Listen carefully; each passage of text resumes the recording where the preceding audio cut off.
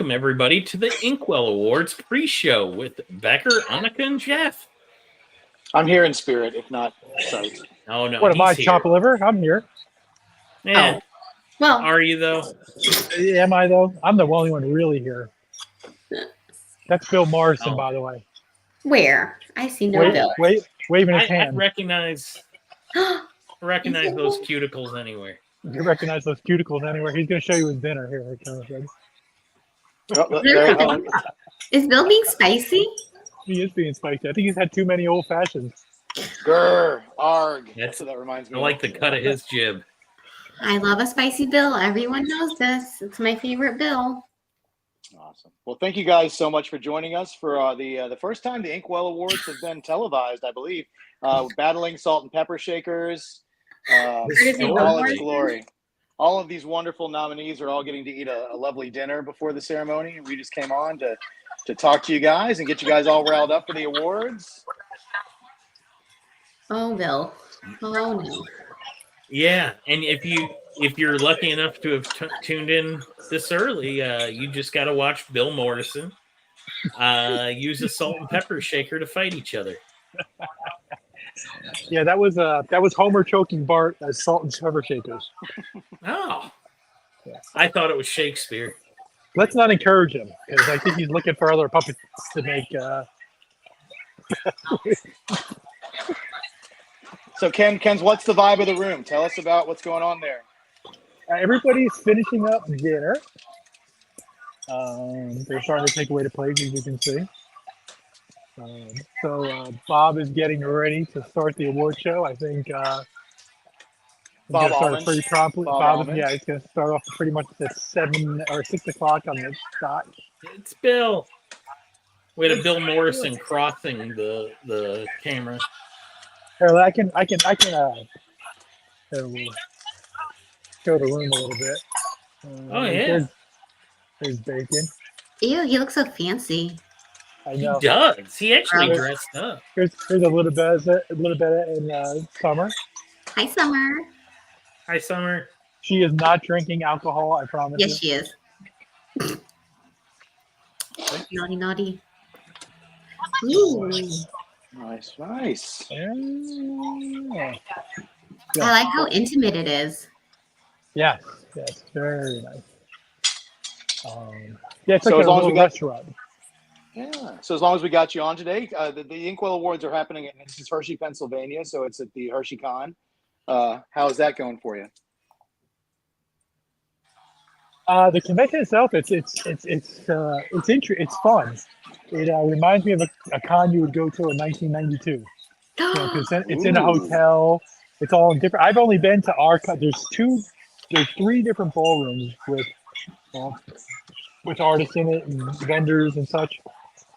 I haven't left ours, so I'm hoping tomorrow to go to the other 2 and see what else is cooking around here. But it's pretty fun. Like I said, it reminds me of a convention you would have went to 20 years ago in a hotel. It's pretty interesting. Oh, very cool. But it was crowded all day. There was plenty of people in the building, that's for sure. They had a line pretty much all day coming in, so it was nice. It was a nice show. And sorry, I do have my headphones on, so I just took a drink and it probably sounded like I in something.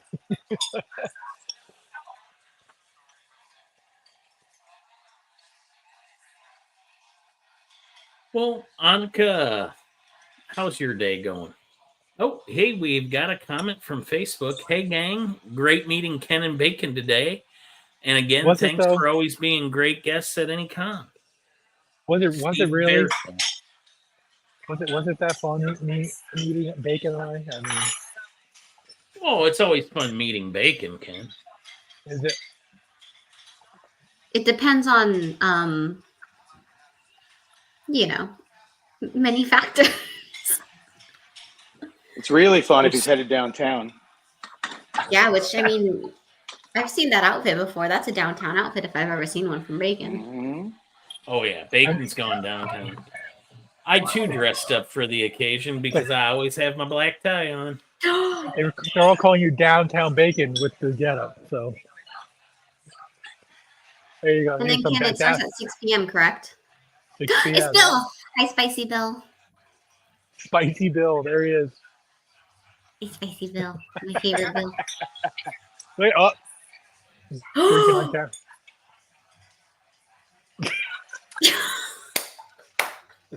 And now all you folks that have tuned in got to see Bill give you a welcoming smooch. Becker, what's the timestamp? Becker. Oh, Monica said timestamp. I'm gonna die. That was about 6 minutes. All right, we've lost Annika. It took 6 minutes. It took 6 minutes. Annika's losing her. She's falling asleep. Was that a snort? Yeah. Really? Timestamp. We've lost Annika, folks. If you've just joined us, Can we Bill get a timestamp on the Morrison snort? smooched the camera and Annika can't take it. Can we get a timestamp on that snort? I mean, that's. I mean, that was like a 6:30 thing. Yeah. Okay. Basically, from 6 minutes to 6:45, you've got gold. All right. I'll find it. Jeff Wedding, welcome. He says, I've never been kissed by an inker before. Honored. Jeff Wedding said he's never been kissed by an editor-in-chief before. So. And he's honored. Yeah, he's honored. Yes. Bill goes in quite the form right now. He didn't even start drinking yet. Oh, I think they're handing out Bill the Morrison itinerary. to take over this stream. I'm in. Hold on, I think they're handing out those itineraries. Oh, good. Can I see one of those, Bacon? Let's see what we can tell the viewing audience what's happening here. Let's see. Pre-ceremony, Mr. Inkwell or Miss Inkwell. She's gonna hand out. Let's see. Bob Allman at 6 o'clock. Intro highlights dedicated. Here, okay, should I do it like this? Here, we'll do. Ooh, nice. Yeah, perfect. Okay, Star Wars screen. Can you just tick it up slowly, like we're in Star Wars? Wow. Lead it up. Here, we'll do the Star Wars thing. So I just don't get us. Ooh, Wow. that was Bill Morrison. I'm The telling you. mighty finger of kissing Bill Morrison. The mighty finger of Bill Morrison. Well, now we call him Kissing Bill. You've all been That fingered looks by Bill great. Morrison. Love that. So let's see. So yeah, it looks like it'll be over at 8 o'clock, guys. For anybody who's then he got door prizes. If I win a door prize, I'll tell you what. So, Jeff, are you here now? I am here. Here I is. Oh, like You officially want to here? switch places with us? Because I think I'm going to bounce off. I've got to go fire up the old grill. Absolutely. Take a sorry. picture. Send it to Jeff. Over here. There we go. Sorry. So Jeff, we're gonna send you the list of all the awards. Hey, look, it's Anthony. Somebody crashed the party. Oh, Anthony from Anthony Snyder. It's on me, so it's all good. He can't answer an email, but he can show up for a free dinner. I love it. No, he didn't come for dinner. He just showed up now. Dang. I just Yeah, spilled it. I brutal, just Jeff. spilled my my soda on my lap. Ken, All right, gang. Can you move the I'm camera gonna just hop a off and little go bit fire up the the other grill way? later, guys. All right. Have a good one, Becker. There Thank you you for go. joining us. That's right, Jeff. It's the Jeff Army is in full effect. I mean, Yes. I guess. All right. And Earl's here too. Everybody say hi to Earl. There he No, is. didn't happen. How's it going, folks? Earl, what's up, buddy? I'm on Instagram trying to spread the word out. Oh yeah. So yes, as soon as you get the chance, Ken, send me all that info so I can have some reference. I literally, guys, I was trying to search all the Inkwells all day, and I kept going to the site, and it kept just giving me a blank screen. I was trying to search, so I couldn't find out a whole lot of details. So I was kind of waiting on this, and as you can see, Ken was just handed the envelope.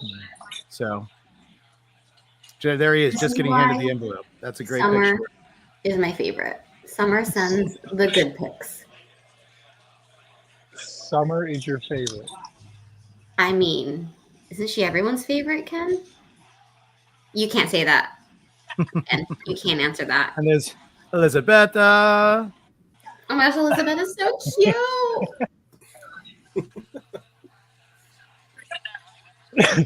Yes, I spent the whole day keeping all the wolves away.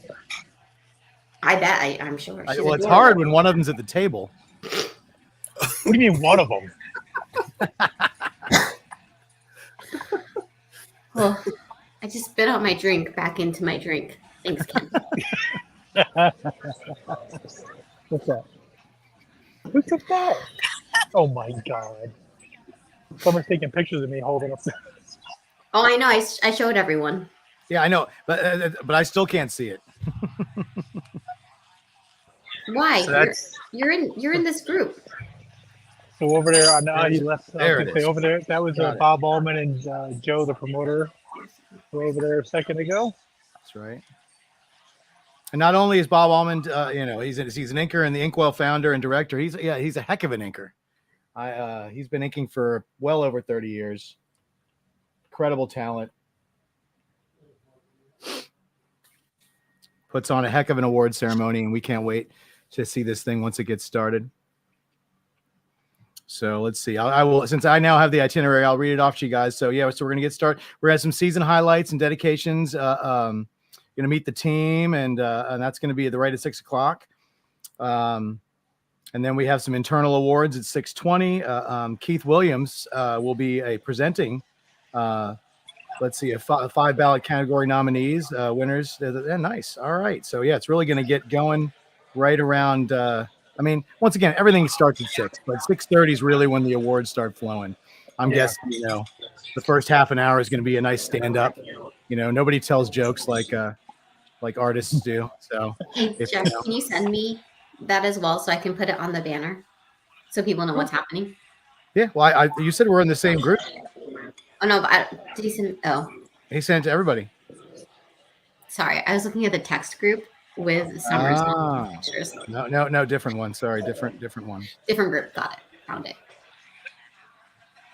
But yeah, the pre-ceremony has Miss Inkwell. Yes, she's the one who handed out all of the wonderful letters and stuff. Jason Murdoch, how's it going? Everybody in the chat, thank you guys for joining us. This is sort of like an inaugural thing. Hopefully, if it goes well, we can do it every year, and it's just kind of a look inside. A lot of us haven't had a chance, even though we collect art and are huge fans of the medium, to come to one of these ceremonies. This just gives you a little look into what one of them looks like. Yeah, I thought it would be a cool thing to have, to see one of the award shows, live. Having, like Jeff said, having a chance as a collector actually get to see one of these things. So Bob was gracious enough to let us do it. So it should be a fun night. Hopefully we have we'll get some close-up looks at some Inkwell Awards when they come to the table. Absolutely. Well, yeah, hopefully. Knock on wood. The 4C table will have some Inkwells coming their way. And then I think Elizabeth is nominated for 2. And then Ken, is it always at Hershey or does it rotate? I'm sorry? Is the Inkwells always at Hershey or does it rotate? This is the first time at Hershey. So it rotates. There you go, Jeff Wedding. Well, I don't know if it rotates, but this is going to be the first time. Well, yeah, Hershey, I think it's been at other ceremonies, but I think we're hoping it's going to stay with Hershey. But right now, it is this year at least.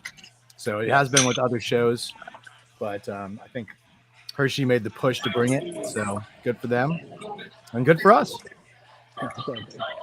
You're taking away Bill Morrison's puppets. His props. Yeah, Jason messaged privately from Capture Collectibles and said he wished he could be there to join you guys. I tried, but it was kind of a sold-out show. Yeah. He's sitting outside panhandling or something.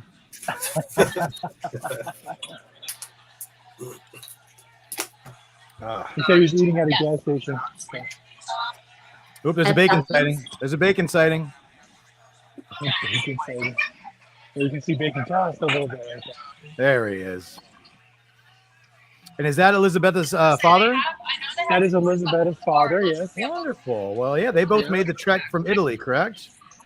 They did. There was I think they took 3 flights to get here. Yeah. I think they flew from Milan to, I think she said Charlotte, and then Charlotte to Philadelphia. So yeah, it was a long leg for them. And then she got to go around to Hershey, and I think she went to a couple places, some sites around here. You know, I don't know if they went to the factory or not, but some things that Hershey has to offer. Nice. Yeah. What is in Hershey? I don't even know. It's an amusement park, right? Chocolate. But yeah, Like lots some of chocolate. Lots of chocolate. Oh, It's Amish country, so you know you have the Amish. There's a lot of Amish things to see. There's caves. There's mountains. There's some stuff to see in Hershey. Yeah. interesting. Interesting. I think I see that everyone's starting to move around. What time is it, guys? I don't know. I can't see. we've got it's about 4 minutes after 6. So. Oh, okay. So I see everybody starting to get a little antsy and stuff. So they're probably going to get ready to start soon. But like a typical award show, you know, there's the promoter Joe right there. So he's checking the mic and everything. It's hot. The mic is hot. Mic is hot. If you guys can't hear, I'm going to leave my headphones in. If you guys can't hear, let me know and I'll switch over to the just the phone speakers and stuff. I'm going to guess that if you have Apple products, it's probably not going to be good with the headphones in, but we'll give it a shot first because we want to be able to converse with you. The speaker is facing right at me, so okay. As long as you guys can pick it up on my headset, we should be good. Sure. We're getting the screen ready. Yeah, and feel free, Ken, I know it's your thing's kind of mounted, but if they start showing that screen and you want to try to like zoom in on it or center it, you can do that. I can't zoom in, unfortunately. That's not. Well, then disregard everything I just said. Yes. Sorry. No, you're good, buddy. Nice try, Jeff. I know. I feel like I'm on one of those CSI shows. I'm like, can you enhance that? No. Zoom and enhance. Yeah,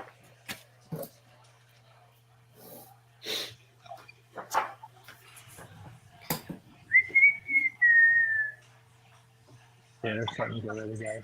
And you said the gentleman that's walking back and forth is he's the one who runs the HersheyCon, correct? That is Joe. Yep, Joe. Is Joe. Yep. A nicer guy you will not find. Yes, he's awesome. Up here we go. We got some graphics on. All right, we're gonna be quiet now. Right. I'm not gonna talk if I can edit. Yeah, you're good. We'll talk here because they can't hear us. if needed, we won't overtalk though. We're like the little old Muppets from the Muppet Show in the balcony. I was thinking more like Mystery Science Theater 3000, where we just like make I comments. guess that's cooler. Fine.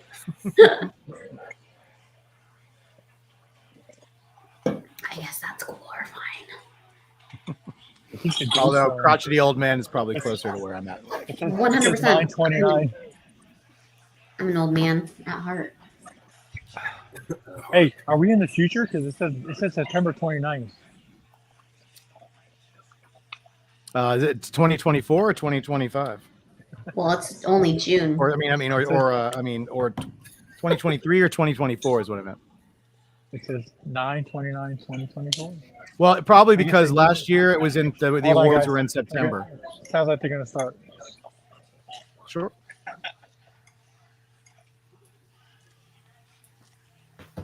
Ken, just check in with us once he starts talking to see if we can hear him, because we may not know we can't hear him. He just said something. You might have to tell me to turn it up because I could barely hear it. I'm sitting 10 feet away. But it could be Joe. He's just a soft-spoken cat. There he goes. I'd like to introduce everybody to the first Inkwell Awards at Hershey Comic Con. It's a little low, but we can still hear him okay. Yeah. I'm going to tell you it's an honor to have him here, and it is. It's a long time. I have a lot of new friends here, new friends, long distance friends. Ken, maybe try it without the headphones. We'll message Bacon if we need you. Just real quick, I met Bob. And he, like I, have the same kind of mission. I do this because I love it. Bob loves what he does. I love what I do. And because of that, this is why we're here. The long and short of it is, this is a great, great organization that he has put together. I saw his mission. I liked it. We hooked up and we made it happen. This is the first dinner, I think, that he's ever had. So it's a first. This is, I think, year 8 with us in Hershey. It's gotten some really good traction, the show. And having the Inkwells just makes it all that much better. So with that, I think we have a really nice program tonight. We have some really nice guests. We have a lot of guests, a lot of the show guests here tonight too. Have some international guests, which is really cool. And I think this is going to be a wonderful evening. So with that, I'm very proud to introduce Bob Ullman. He's the head of the Inkwells, and everybody enjoy the evening, and let's get some awards out. Thank you. The thing is confident. He's confident. You have to respond. Here comes Bob Almond to the microphone. Hello, and thank you. After a 5-year absence, thank you all for attending and supporting our Inkwell Awards 10th live awards ceremony. With immense gratitude and generosity and respect to promoter Joe Figure, his assistant John Colby, and the entire staff of Hershey Con, who took the opportunity to become our new host show. We look forward to a long-term mutual beneficial relationship in recognizing the artists and the art form of comic book inking. Since this is our first appearance at this venue, and there's probably a few of you out there that don't know much or anything about us, I'll quickly recap some of the origin and motivation behind my official 501c3 organization, advocacy organization, followed by a few highlights from the past season. Before we advance to the guest speakers, we'll be announcing various awards and their recipients, so please bear with me.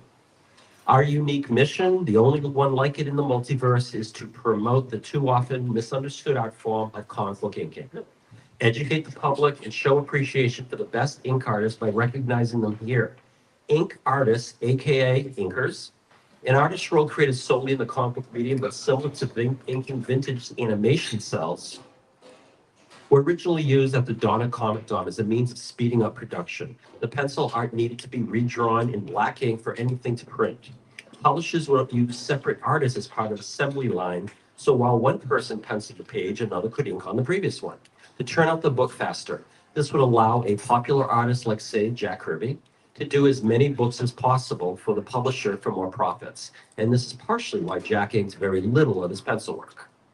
It didn't take too long for some artists to become better at one or the other process, and those inkers that were good and did much more than just trace. They became finishers and or embellishers, able to turn out the barest of sketches into completed ink drawings. They added depth, form, mood, lighting, and enhanced readability to the pencil pages, turning them into a true storytelling art rather than just printable pieces. Credits for inkers didn't show up at Marvel till about the 1960s and later for DC and other publishers. But when they were credited, since the layperson didn't have a reference point for what inking was or what an inker does, there's always been some ambiguity among both fans and professionals alike.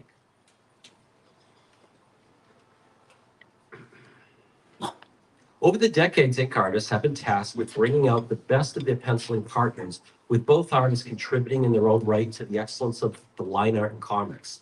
As the paper and printing quality improved over the decades, so did the ink work, which could be printed with a much more line diversity and clarity. Inking became an art form, bringing more quality control in rendering and enhancing the storytelling. These artists were becoming more recognized. Until about 25 years ago, that is, when someone figured out that Photoshop could theoretically replace inking by simply cleaning up more meticulous pencil drawings and darkening the graphite lines and levels to print them successfully. The process was sometimes mistakenly called digital inking, but that misnomer was an insult to actual ink artists. True digital inking involves the same inking skills, just using a pressure-sensitive wand or stylus and a tablet screen instead of a brush or a pen with ink on artwork. By this time, digital coloring was the standard with an almost endless prism of color options, tools, and special effects.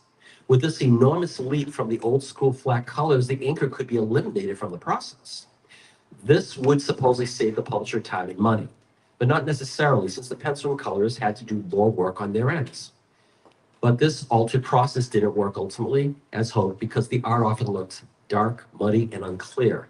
Traditional inking had contributed so much to the quality of the work by that time that many noticed the difference and found the images disappointing. Around the same time that some publishers tried phasing out inkers, others marketing departments decided that ink artists were not a sales draw and subsequently changed established industry traditions in regard to credits. They removed their names from advanced solicitations and ads, as well as from covers of collected editions that used to print the names of writer, penciler, and inker for years. In spite of this, artists kept silent for fear of losing work in a smaller, ever more competitive market. Inkers in our organization don't feel that ink artists are more important or special than any other involved craft. In fact, in contemporary times, color artists have justifiably become more credited and recognized for their increased quality contribution to the sequential medium. Inkers simply desired the comparable status to what they received for years before this. One of the most unforgiving changes came from the industry's prestigious Eisners, our Academy Awards, who decided to do away with the best ink category almost 30 years ago because it was considered too confusing. Instead, they decided that a best penciler inker or penciler inker team would suffice. All this did was frustrate all those artists who now felt snubbed and disrespected, as almost every artist to win that revised category have been single artists just doing both pencil and ink work. So for those above mentioned reasons and others, I formed the Inkwell Awards in 2008. The first 3 years, our voting results appeared only on our website. Then Shelton Drum, the promoter of Heroes Con, took us in so that we could have a live awards ceremony for more exposure and a significant presence in our community. And for 8 years of driving from my home base in Massachusetts to North Carolina and back, accruing more expenses at each event than we could afford, we chose to change hosts after getting a better offer, one where their show would seriously sponsor the bulk of expenses and save us in travel time, 6 hours instead of 16. Unfortunately, after one ceremony, that host show went under during the pandemic period. So we returned to online announcements until I was fortunate to be approached by Joe. With Joe, there's mutual respect for us in our community. The show supports our mission and they love and recognize the artists of the art form. Now, a few highlights to mention. Our Dave Simons Inkwell Memorial Scholarship Award student recipient from the Kubert School of $1,000 was announced May 3rd as David Sampson. As our 15th recipient, this occasion marks today $15,000 raised by the community allocated towards scholarships. We cover both ends of the spectrum, recognizing the life work of veteran ink artists, and we have students ink a page traditionally as part of their eligibility for the scholarship and to help launch their fledgling careers. We have 2 educational and fundraising events, both named after our first special ambassador and Hall of Fame namesake, Joe Sinnott. One is the Joe Sinnott Inking Challenge, which was launched in 2011, with Joe Sinnott himself originally doing up 2 drawings a year, usually one being type drawings for straight inking, the other a looser sketch for advanced inkers to finish the piece. After Joe sadly passed away in June of 2020, a year later we did the Tribute Inking Challenge featuring Ron Friends, a longtime collaborating partner of his at Marvel in the 1980s and 90s. And then in 2023, it became known as the Legacy Challenge, where we try to recruit artists who have been known to work with Joe, and our first featured artist was Alex Saviuk, his partner from the Spider-Man newspaper strip. And the other program we have is the Sinnott Inking Challenge Spotlight, launched in 2016, which is focused on a popular and or a notable artist, our past examples being Jim Lee, Neil Adams, Eric Larson, David Finch, Ivan Rice, Mike Diodato Jr., and this season was our 7th participating legend, Walter Simonson. Those involve an artist and or publisher authorizing us to use the pencil art for a splash, cover, or pinup, sometimes existing pieces, other times exclusive images, and ink artists volunteering to embellish a blue line printed version on board. On social media, our website, and our Comic Art Fans Gallery, we post the pencils and inks in comparison so that the public can actually see what inkers bring to the table. Before and after visuals is still the best way, in our opinion, to comprehend what we do, and we annually display them as gifts online, which has helped immensely in our efforts to educate. We also have a challenge event results collected in books at our booth. And ultimately, the programs are also major fundraisers as the pages are auctioned off. Noteworthy fundraising support. I also want to give sincere thanks to Walter Simonson because between his Spotlight Challenge and the original art donations throughout the season, he raised for us a record amount, more than any other donor and recipient in our 16-year history. We also want to thank Mike Royal of the Twin Tiers Comic Con last November for independently raising funds for us on eBay after the show event. And to Dave O'Hare, his art auction at Garden State Comic Fest just last weekend for doing the same. John Canacri is here in the house representing his A Kid in a Comic program. And among the first things he did before launching the project was reach out to me about a profit sharing auction in order to periodically raise funds for us for the Dave Simons Inkwell Memorial Scholarship Fund to the Kubert School. We've received a couple of payments so far, and we are very truly grateful for his ongoing support and altruism. And lastly, I want to welcome back a former sponsor to our trophy award cost now that we have a host show again, our friend Heather Reed, owner and vendor of her business Aces, who wasn't able to make it this year, but will set up as a vendor next year. 2 years ago, we enthusiastically and most recently added former DC Comics and former Frank Miller Presents publisher Dan DiDio to our roster of supportive special ambassadors. While some of our prestigious ambassadors are artists, we don't usually place inkers into our ambassador lineup. The reason for this is we'd be preaching to the choir.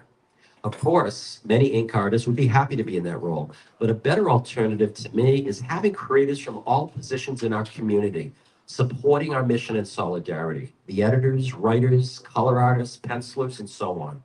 In fact, I want to point out in attendance, 2 of those ambassadors, Mark Sinnott carrying on his father's legacy. Let's give him a little. And the kids over on the cross, J. David Spurlock. And we're writing down Jim Shooter. Is Jim in the house? Did he make it? No? Okay. You can thank it tomorrow, I guess. You are probably familiar with some of the other names on our ambassador list, like Adam Hughes, Mark Brooks, Sal Voluto, Cully Hamner, Eric Basildua, Phil Jimenez, Brian Polito, Trevor Von Eden, and the late Joe Kubert and Rich Buckler. Our more active special ambassadors include Jim Starlin, Clifford Meth, Laura Martin, Mike McCone, Buzz or Aldrin Awe, Joe Prado, and Dan Parsons. They help bring us exposure and credibility, which in theory results in more fundraising and mission goal successes. On a down note, I feel obligated to dedicate this event to the kindness and generosity of the late Kevin Brogan. Kevin worked for the Hero Initiative and for many years was our New England, Tri-State, Middle East Coast volunteer. Somebody want to clap? Let's give him. I don't know how many of you do. So yeah, he was their East Coast volunteer representative who attended conventions for fundraising, but he suffered from COVID last November, 3 months before I last spent time with him at the Terrificon, and he tragically succumbed to the illness. Kevin was a friend to the Inkwells. On his own initiative, he introduced himself to me at the 2017 Ace Comic Con in Long Island, New York. And since then, he would constantly offer the organization any assistance we could use. It wasn't one nonprofit versus another for funds, but both of us working for the same goal as partners. He was very helpful in offering advice and working beside me on plans regarding our priority creator goals at particular venues. He did not have to offer any of his help. And he was always kind, respectful, and full of energy with a contagious enthusiasm and passion. The world of altruistic nonprofit charities lost a serious advocate. Okay, now I was supposed to have us meet the team, but it's a little bit changed. Our final quick note to all speakers and award recipients. It's a tradition for our spokesmodel, Ms. Inkwell, to escort you to the podium. So when your name is called, please wait for her. There she is, waving her hand. It's been become a tradition that she does this. Senior contributor and veteran fan favorite Haley Skazagagny is our hostess this evening, and this is her 10th anniversary on the team. Other members of our Inkwell crew who were scheduled to attend, Ray Burke, my assistant director and the multimedia presentation coordinator for all 10 ceremonies to date, and his brother Joe didn't make it. And thankfully, Hershey Con assistant director, John Covey, is it Covey or Covey? Covey, okay. Will be valiantly covering for him for the slideshow in a coincidental assistant director trade-off. Also, anchor and show guest Tom Schloendorn has been a senior contributor since 2009. 15 years ago, when we met at the legendary Pittsburgh Comic-Con, and his son Jace, who's acted occasionally as a volunteer photographer and assistant. You guys want to put up a hand, stand up? Tom, Jace, they wave back to you. And while everyone is listed in our special thanks section of our presentation card itinerary schedule, I want to thank HersheyCon staffer Amanda Tashner, right over here, whose name I got too late for printing up on those cards. Oh, and I'm pretty sure everyone mentioned we'll take tips. Yeah. With that segue, I do want to mention the handouts given to all attendees alongside the presentation card itinerary schedule, the sample ballot, and our brochure, and a recruitment form. Our organization is in need of new volunteer members, and that list states where we could really use some help. So get a chance to look that over at some time this weekend or after, that'd be appreciated. Okay, now I'm going to start our internal awards. Before I pass the mic on to our ballot presenter, we have to briefly mention a few internal and community awards this season. We award retiring core committee members and any nomination committee member who serves 5 years our special Silver Inkwell. Our other internal award is the Above and Beyond Award for Inkwell members who go beyond the call and duty for the position they serve. This includes nomination committee members who serve 10 years or more, plus even certain individuals or entities in the comic book community, that's you, not affiliated with us, but recognized for their excellence at promoting the art form and or artists of inking. From our first year of Above and Beyond Awards in 2018, 2 out of 3 of those winners that year are here today, Mark Sinnott and Haley Skazagagny. Since Mark will be presenting the Joe Sinnott Hall of Fame Awards later on, to announce this year's Above and Beyond Award recipients, Haley.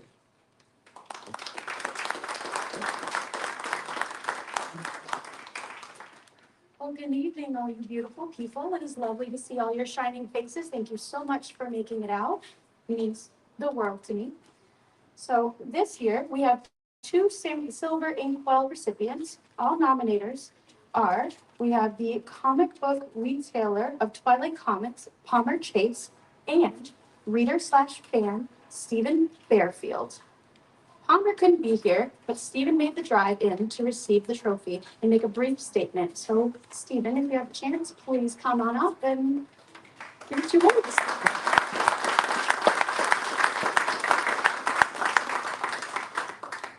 Wasn't sure if I was supposed to wait for you. No. I'd meet you over here. He wasn't going to run to you. That's awesome. I mean, I could. Okay, first I got to tell you, I'm having some serious imposter syndrome right now. First, thank you, Bob, for letting me be part of this for the last 5 years. It's been interesting and educational. I've learned a lot about ink artists and art of ink. Thank you to Joe and everyone associated with Hershey Comic-Con. First time attendee, won't be my last. This is a great show. Thank you everyone who's in attendance tonight, all the guests of the show. Ken for doing the live feed. So 40 plus years ago, when I started reading comic books and collecting, never would have guessed that this day would happen. So there's a 7-year-old inside of me right now that's like, how did I get here? How did I get here? Because comic books have been my life for 40 plus years. I love them for the stories. I love them for the art. I didn't really know who any of the artists were until much later in my time. But then I started going to cons and I started meeting people and becoming friends with people. And now I sit back and I'm like, again, how did I get here? I get here because the same way you all got here. You found something in the art that you loved, that you wanted to put into the world. So everyone, whether you've done it professionally or not, thank you. From the bottom of my 7-year-old heart. Thank you. That's all I got. Also, down the thing. Oh, yeah, I think we gotta get the award, don't we? Yeah, don't run away from me that fast. Put it. It's in there. On the left side. We didn't practice this. Really. Awesome. Means the world.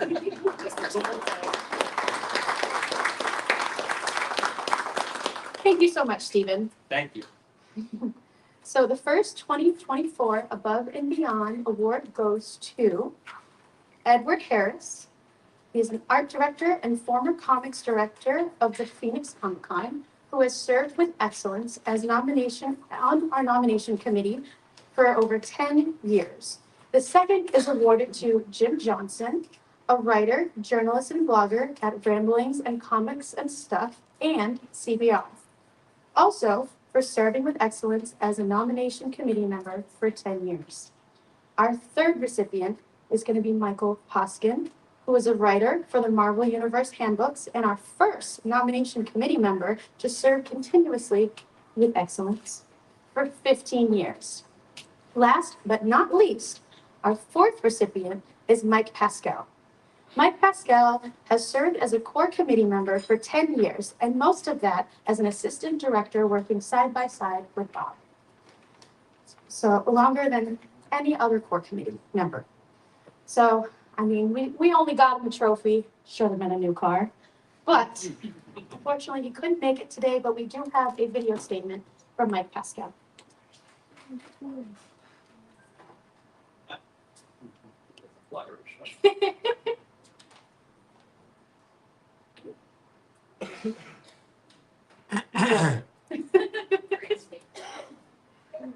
Well, all you know.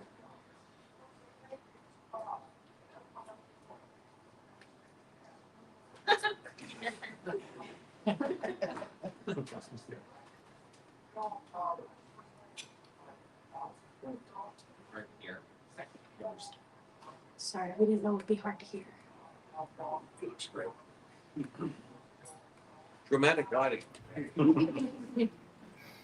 So sorry, guys, we can't hear this one, but we'll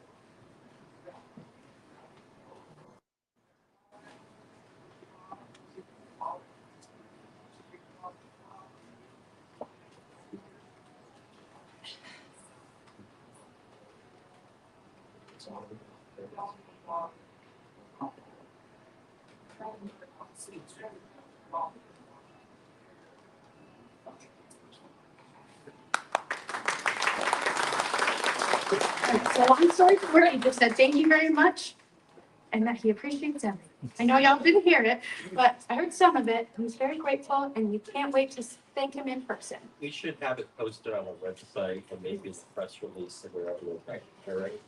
Cross it out. Anyway, all of these awards recipients unfortunately could not make it tonight, but we contacted them about their success and we will be shipping their awards to them promptly. So congratulations to all of our recipients. And if we could have just a wonderful round of applause for everybody involved.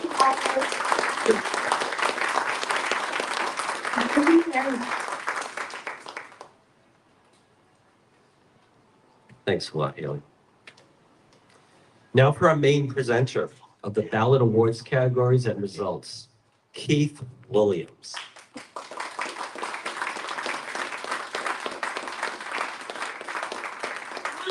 Keith has become more recognized than ever in the last few years for the prolific amounts of projects he's done in his 40 years as an ink artist. That or for the thousands of conventions he attends every year. This guy again? I jest because Keith is a good friend of mine, one of the nicest guys in our community. But he should be recognized for a couple of career achievements. Back before writer Christopher Priest was known as editor Jim Owsley at Marvel in the mid-1980s, his assistant editor was Keith. This was the first mainstream comic book publisher's editorial office of color ever. And Keith was recruited by the legendary John Romita Sr. as an art corrections assistant. He would be ultimately the absolute first of the famed Romita Raiders, a training ground whose roster dozens would later be added to, many of which would also advance to freelance pro artist careers. Another legend, John Byrne, would take him as his inking assistant, which was impressive in itself. But John made sure that Keith was credited both the interior credits and the covers, which was not the standard of the time. He's been nominated for the Senate Hall of Fame Award, and last year he was awarded the Above and Beyond Award that we just discussed because he participated in almost every Senate Inking Challenge event since 2011. At 22 ink donations out of the possible 24, more than anyone else who's ever participated, the prolific Keith has selflessly contributed to help raise awareness about what ink artists bring to the table and donate to the Essential Inkwell fundraising, and should be recognized for that. Ladies and gentlemen, I present this guy again, Keith Williams.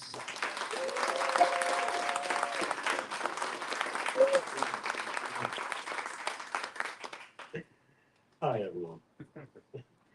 Okay. Here are the first 5 categories and nominees from the 2024 Inkwell Award ballot. We received 1,365 ballots over 2 weeks in March. All are for 2023 cover-dated American Interior comic book material. There's always some close races every year, but uniquely this year, every winner won by huge margins. And winners, please remember, wait for Miss Inkwell to assist you and watch your step. So the first category is favorite inker, awarded for favorite ink artist over pencil work of another artist. To save time, we won't read all their impressive credits, but they can be found on the sample ballot handout sheet. And the 5 nominees are Eau Claire Albert, Iber Ferreira, LeBeau Underwood, Trevor Scott, and Wade Von Badger. And the winner is Wade Von Badger.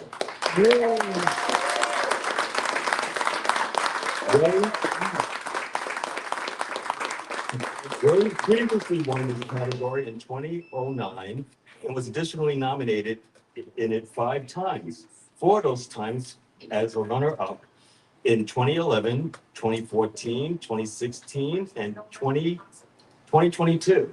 He also previously won in the Props Award category twice, but he apparently forgot about receiving those. I recently learned. So it's like he won 3 times this year. There you go.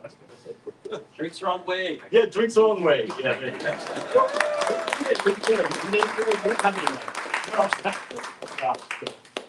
Well, obviously, at first, I would like to thank Joe for stepping up and hosting this, and Bob for his tireless and usually thankless work on this organization, the charitable contributions that the organization makes. I thank everyone who voted, and I would like to thank the lovely Leah Burnett, who is my partner in crime. She keeps me sane and puts up with the long hours. I am proud to be listed in the favorite inker category, and I actually really like the fact that it's favorite inker and not best inker, like some of the other categories where they list best of, because I'm not better than any of the other people in my category. I happen to be lucky in that I struck a chord with a lot of people and the work that I did last year, but they're all great. Thank you very much for everyone who voted for me. Thank you for listening.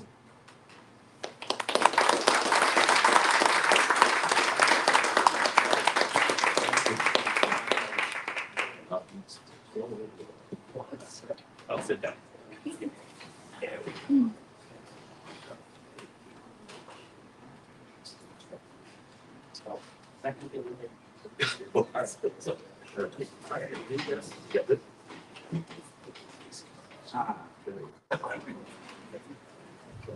Technical difficulties. All right.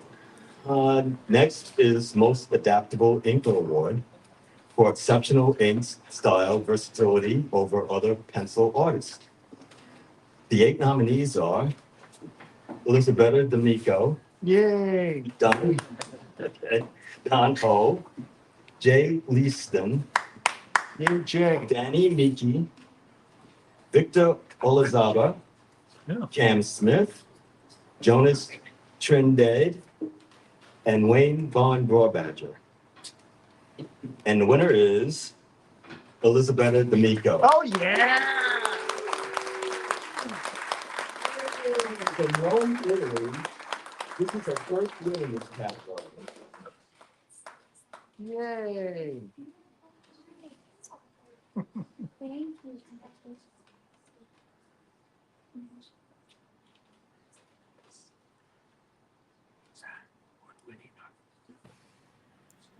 Let me know if this is too loud.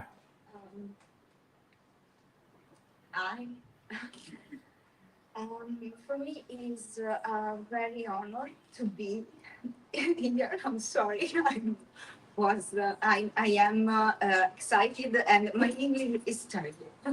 So excuse me. I want to get to ask. I'm sorry. I want to thank you all, and very special thanks, Bob. Very special thanks, Joe, and his staff, Ken, for making this possible, and for honoring my dad here.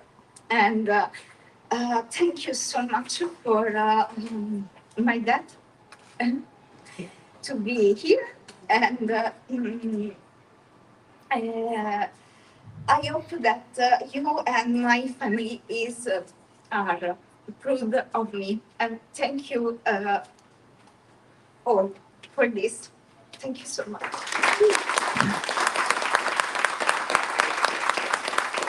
Fantastic. We're all very proud of her at 14.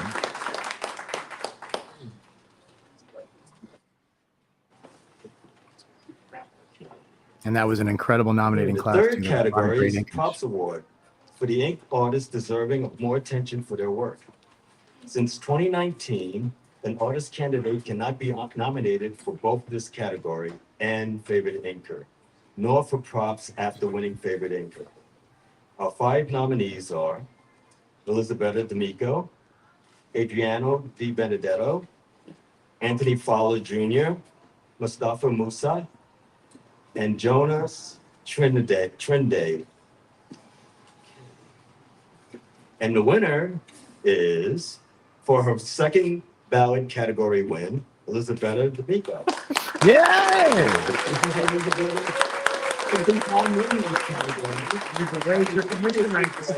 Trophy in 2019. Yay!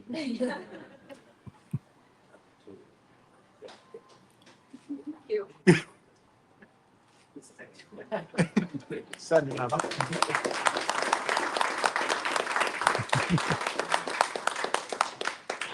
All right. The fourth category is the Spammy Award for favorite small press and mainstream independent ink work over another pencil artist, or both are by the same artist, non-Marvel or DC work. The 3 nominees are David Cabeza, Terry Moore, and Mustafa Mosa. And the winner is Terry Moore.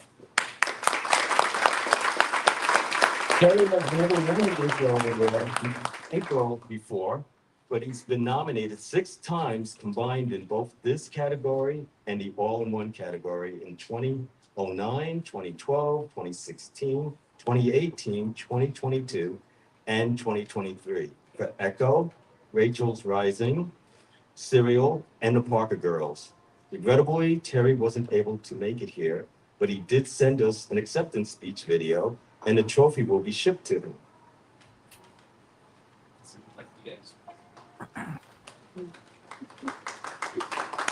Yeah. So once again, we probably won't be able to hear what this is saying, but there'll probably be a transcript of it for you guys later if you want to check it out. Okay. How many of you got to even hear the last video? No one. Okay. We're not going to play it. We're just going to hopefully get it to go website or online. Okay. Okay. Sorry. There we go. Just skip right over that. That's okay. Congrats to Terry. Exactly. Our Way to go. fifth category is the All-in-One Award for favorite artist known for inking his or her own pencil work. The 4 nominees are Raphael Rampa, Salvador LaRocca, Chris Samney, and Nicola Scott. And the winner is Salvador LaRocca. Flying from Spain, this is Salvador's first Inkwell nomination and win. Salvador had a problem in Spain regarding his passport, was not able to make it in. We'd hoped to get a Zoom recording with him, but that wasn't to happen. The best I can give you is he did email me a statement. And forgive me, the spelling, everything's in caps, the spelling, you know, the language, but I'll do my best to try to read this. He says, "Hi, thanks to Joseph and Bob Joseph and Bob were so kind to invite me to come to so awesome an act. Okay, there's such an awesome act. Secondly, to all the audience for watching us sure so nice meeting. Third, to those who voted for me. It was really a hard fight. All finalists are extremely awesome artists.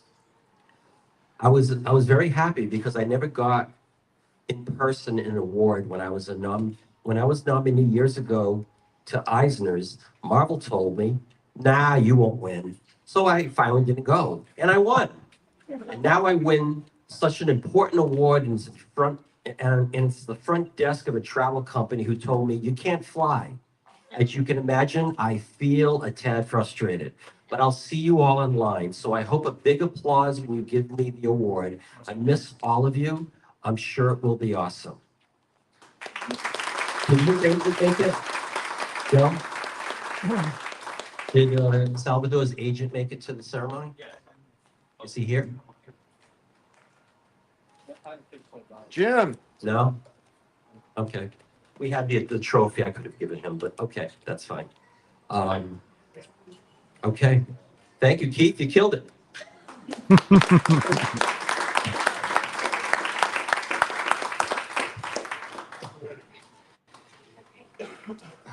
Now we present our 2 last prestigious Lifetime Achievement Awards, the Joe Sinnott Hall of Fame Award and the Stacey Aragon Special Recognition Award, to 5 recipients this year. These are chosen by the Internal Nomination Committee, which consists of core committee members, past and present, plus contributors, ambassadors, and former Hall of Fame recipients. First up is our 10th Stacey Aragon Special Recognition Award, named after a longtime devoted Inkwell member, Stacey Aragon, who passed away after a decade-long illness. To present this award, I had a friend of mine ask if he could help as a guest speaker to present just a few days ago.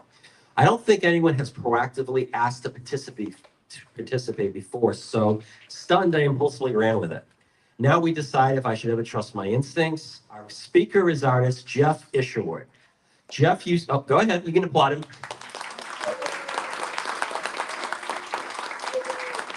Jeff used to draw for Marvel in DC in the 1980s and 90s. He's known best for Doctor Strange, Conan, The Nam, Namor, and Suicide Squad. Jeff transitioned to film, working on such films as X-Men, Days of Future Past, and Age of Apocalypse, and Scream 6, doing storyboards and concept art. He's also acted for a time as an art instructor. He's currently drawing new Conan stories for Titan. Jeff's married to Amanda Muse, who encouraged him to go back to the Comic-Cons after 10 years ago, which led him, after a series of circumstances, to being here this weekend. Go.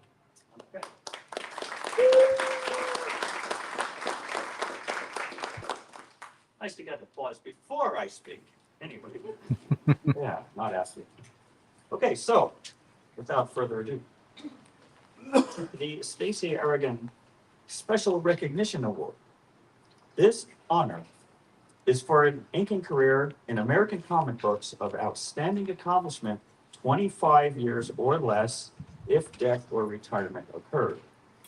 This is distinguished by one or more factors related to the artist and his work and his or her career that can be found on the SAS RA page at our website. Former SASRA recipients, in order of being awarded, are, here's the who's who: Bernie Wrightson, Vince Coletta, Violet Barkley, aka Valerie Smith, Al Milgrom, Russ Heath, Jack Davis, Marie Severin, Norman Lee, Sal Buscema, Alan Bellman, Alfredo Alcala, Frank Frazetta, Wendy Pini, Gene Day, George Perez, John Severin, Dave Stevens, Danny Bullinati, Reed Crandall, and Dave Simons. I could go on about how I've known so many and even worked with many of them, but that's for another time. Nominees this year included a wide array of professionals, both past and present, too many to list with our limited time.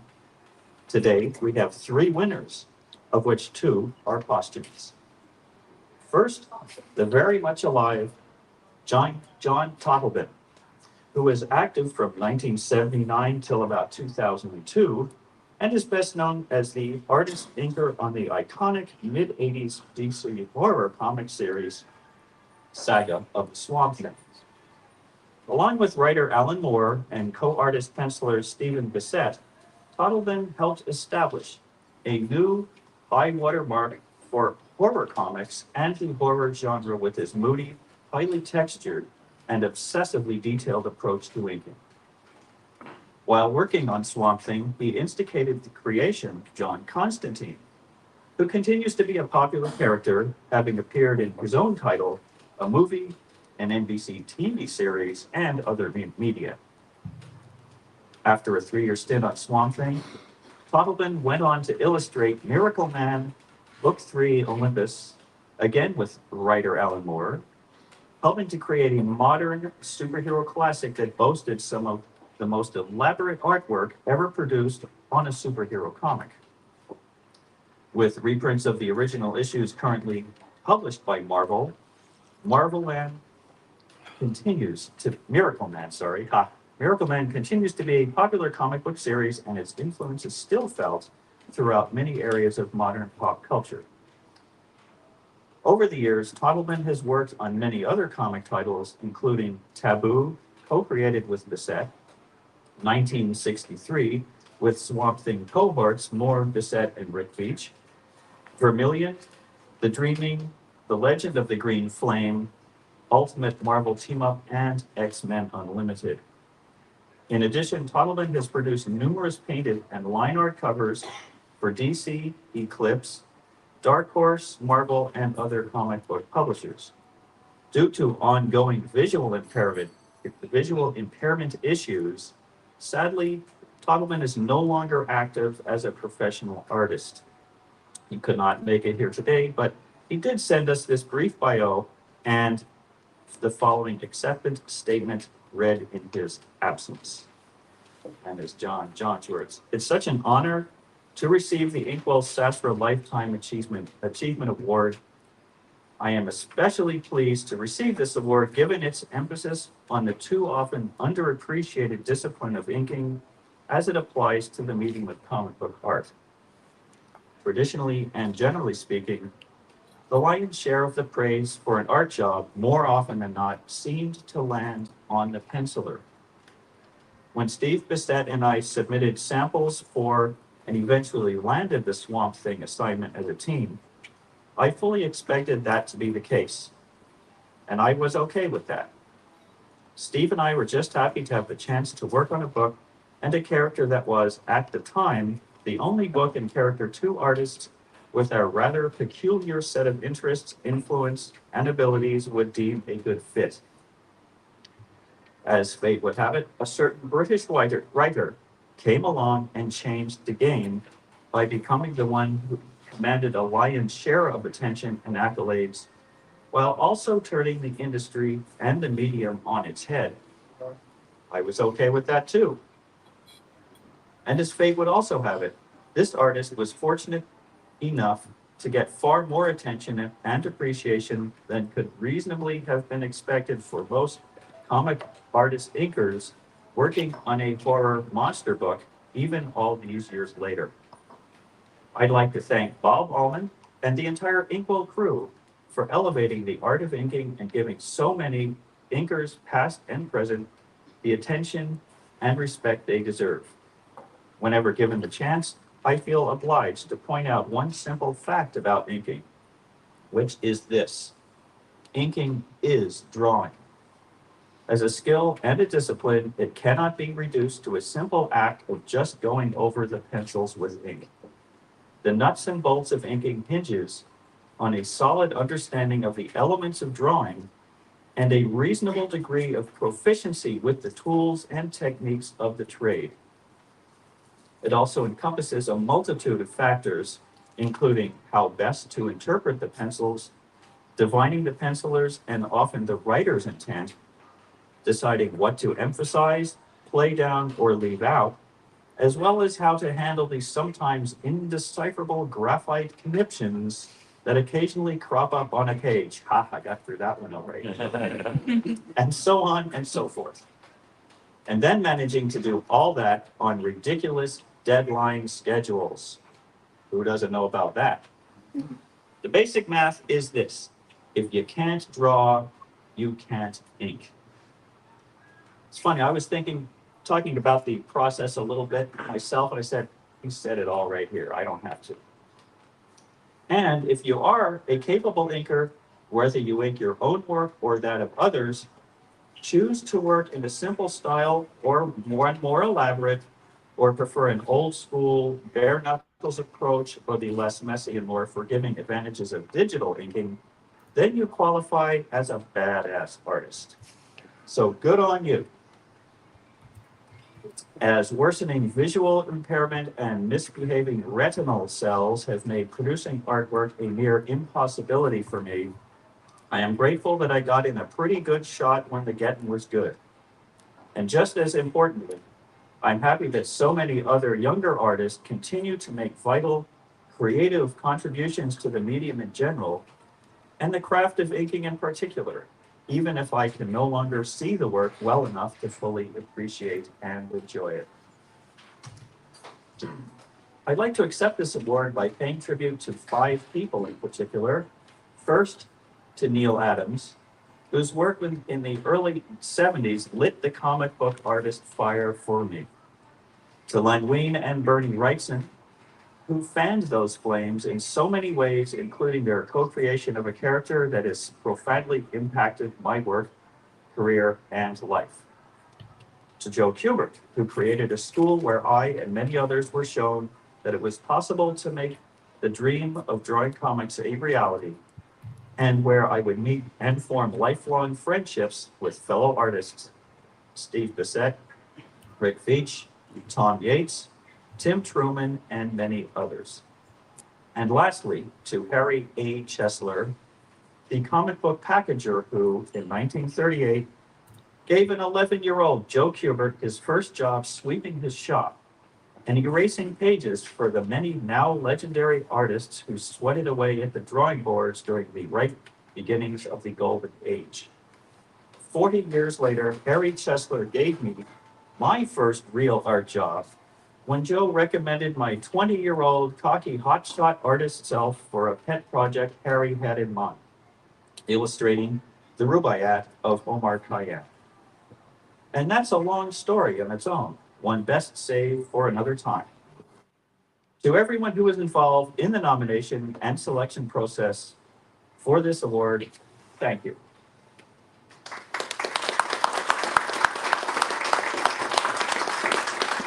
Jeff and I are going to mix things up a little bit, switch with each other's special recognition recipients. Since there's a lot of ground to cover, the next recipient is Ghastly Graham Ingalls, most recognized for his fully rendered horror work at EC Comics. My former assistant director, Mike Pascal, awarded earlier tonight, prepared a brief bio tribute and slideshow of his work. So these are his words. What is known about the Graham Ingalls life and career couldn't fill a book because there aren't any, other than the many EC reprint tomes featuring his terrific terrors. But thanks to Grant Geisman's EC book, Foul Play, plus interviews with publisher Bill Gaines and writer Al Feldstein, we know most of the facts. Ingalls, born in 1915, was older than most of his EC peers. His first known published work didn't show up until 1943 in pulp magazines, then in a few comic books. During a US-based World War II stint in the Navy, Ingalls created a mural for the UN. Not being able to find much illustration work after the war, he turned to comics as a last resort. Lucky for us. After working for various publishers, Ingalls landed at EC Comics in 1948, drawing pre-new trend Western crime and romance comics. The unmistakable Ingalls inking was barely evident on titles like Gunfighter and Saddle Justice. Feldstein thought Ingalls' natural style had been constrained by the other editors. When Graham came to EC, he said, "We encouraged him to develop his own screwball, hairy, black and white style. That's why he developed the way he did, and that's why his work stands out." Ingalls was added to the new trend horror book simply because artists were needed, but Bill Gaines says it didn't take us very long to realize what had happened, that Graham Ingalls was Mr. Horror himself. So naturally, we put in all of the ooky monsters and slobbering blobs of protoplasm and messed up old people we could come up with. Soon, signing his name as Ghastly, Ingalls epitomized what writer Frank Jacobs termed cadaverous inkings, and what inkings they were. No one before or since depicted the living dead like Ingalls. Readers could almost smell the rotted flesh and fluids oozing and dripping from decaying bones and slipping through tattered clothes. Fleshless feet and fetid fingers trudged and tore through. Well, he's trying to sabotage me. This is crazy. Swampy muck and creepy confines, often blanketed in sinister shadow and misty rain. Even as normal people were often sweaty and grotesque, acrid atmosphere becoming synonymous with ghastly Ingalls. More so, Ingalls' interpretation of the old witch, horror hostess of the main book, The Haunt of Fear, set a standard still fondly remembered and often imitated today. Joe Synod Hall of Fame member and fellow Sasser winner Bernie Wrightson once confessed, "I love Graham Ingalls. I sometimes would sit down and deliberately draw in his style. I'm more of a combination of Ingalls and Jack Davis than anybody." Despite Ingalls' inky horror expertise, he was a mild-mannered, devout Catholic and no fan of the genre. Ironic. Fellow Sasser winner Maurice Severin's 1952 Christmas party caricature of Graham has him saying, "You know, these stories make me sick." Unfortunately, Ingalls had his own real demons. Number one being alcohol. Often on the way to EC's Manhattan office from his Long Island home, a stop for a quick one could last for days. No one knew where he was until he would show up with his art in hand and his mind a blank. Eventually, Gaines and Feldstein gave Ingalls false deadlines so his work was on time, allowing it to appear in virtually every issue of the horror books and some other titles. Gaines added, "He was an extremely nice man, but he was an alcoholic.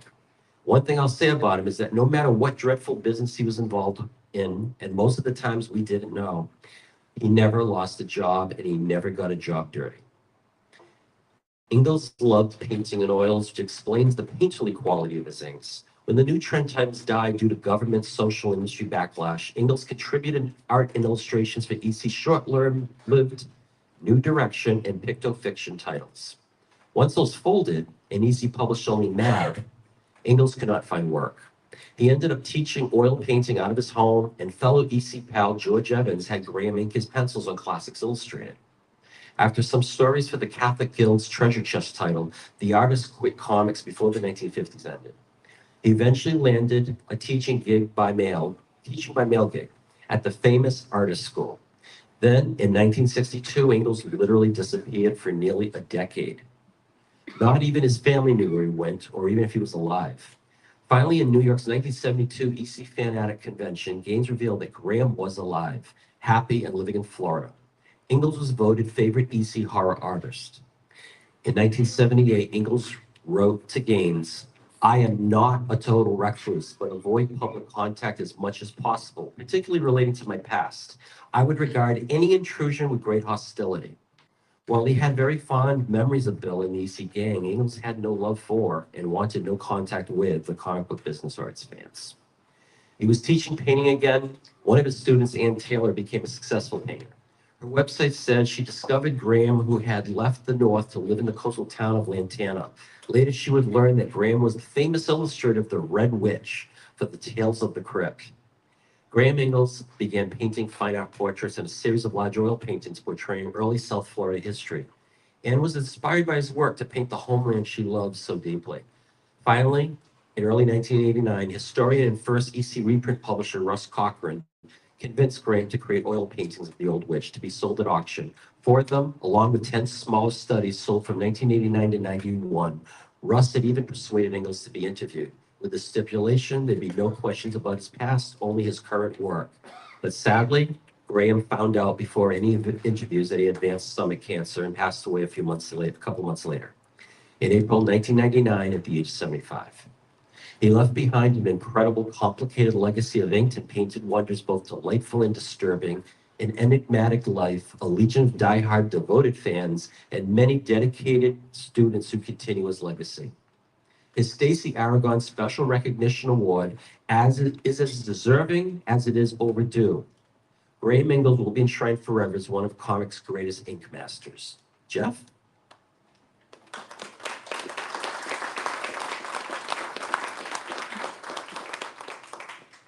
It's really amazing when you find out these things about artists you might have seen their work and they just seem to disappear. It's awesome. Anyway, next up, our final Sasra Award recipient is George Klein. Klein also began working professionally in 1943, but at Timely Comics, the golden age precursor to Marvel. And his final work was at Marvel in 1969 when he died. Compared to his peers and fellow Sinnott Hall of Fame recipients, Joe Sinnott and Murphy Anderson, he has been ranked by historians among the top 20 greatest inkers of American comic books. He's even been nominated 3 times for the Sinnott Hall of Fame. We have a treat in that we've been able to connect with George's niece, Diane Bowden, who was able to supply us with countless personal photos and art samples, and to make the drive here alongside her family to give proper respect and tribute to her uncle. Diane would like to.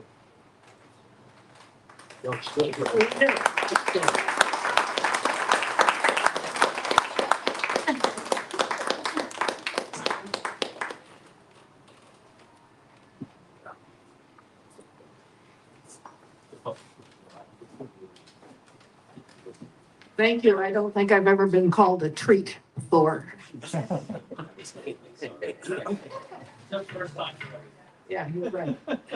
Thank you to Bob Ahmed of the Inkwell Awards, the Stacey Aragon Special Recognition Awards Committee, and to Ben Herman, who wrote an amazing story on my uncle that appeared in Alter Ego's 61st anniversary edition. My uncle, George Dunsford Klein, was more than a comic book inker. He was an oil painter, a writer, and a naturalist. He grew up in Cheyenne, Wyoming, and my mother, his sister, always said he wanted to be a park ranger. I believe this because of all of his journals that included pencil sketches and descriptions of hundreds of birds, fish, animals, and rocks he encountered on his hikes. When his father transferred to Boston when George was in high school, his life took a turn. He went on to illustrate covers of Wyoming Wildlife and National Sportsman in 1939. His illustrations appeared in Murder for What?, which he did the cover for in 1943, Detective Short Stories in 1940, Complete Sports in 1943, Best Detective Selections in 1940, and more. He wrote and illustrated stories for Nature magazine and others. He served in the Army as a communications chief during World War II from July 1943 to January 1946, and was stationed in the Asiatic Pacific Theater. He was awarded a Victory Medal and a Good Conduct Medal. I'm not qualified to speak on his life as an inker because I would only see him once or twice a year, usually at Christmas. But I do remember watching him work in our basement inking comics. Our home was filled with his oil paintings. He admitted that unfortunately he couldn't make a living that way. My mom and I would visit him at 155 East 52nd Street in New York City over my April school breaks in the early 1960s, and he would take us to Broadway shows and fabulous restaurants. His sole companion in his tiny apartment was his cat, Tinker. To me, he was handsome and exciting, and I was devastated when he died when I was a junior at Syracuse University. I'd like to thank the committee for allowing me the honor of accepting this prestigious award on George's behalf. Thank you.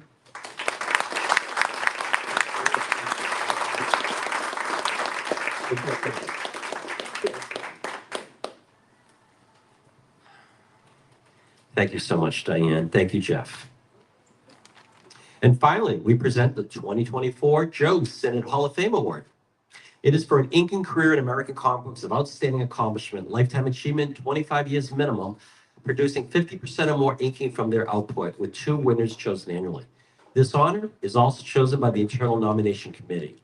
The ever-expanding list of our formidable former Hall of Fame recipients include, in order of receipt, Joe Sinnott, Terry Austin, Dick Giordano, Klaus Janson, Al Williamson, Wally Wood, Kevin Nolan, Mark McKenna, Scott Williams, Dick Ayers, Murphy Anderson, Joe Simon, Tom Palmer, Joe Cooper, Steve Ditko, Joseph Rubenstein, Frank Giacoya, Jerry Ordway, our very own Rudy Niebuhr, who sadly had to leave to travel home early, Joe Giella, Bob McLeod, Neil Adams, Dan Adkins, Bob Layton, John Romita Sr., Bernie Wrightson, Mike Esposito, Pablo Marcus, Sal Buscema, Mike Royer, Brett Reading, our very own Bob Wyachek, who is in attendance at the show, and Frank Frazetta and Sid Shores. The nominees for this year's prestigious award were Alfredo Alcala, Ernie Chan, Tony DeZanica, Dan Green, Carl Kessel, Jimmy Palmiotti, and Chick Stone. To present the 2024 additions to the roster of Ink Greats in his dad's name, I want to welcome to the podium for the first time ever at our ceremonies, Special Ambassador and Ink Artist Mark Sinnott.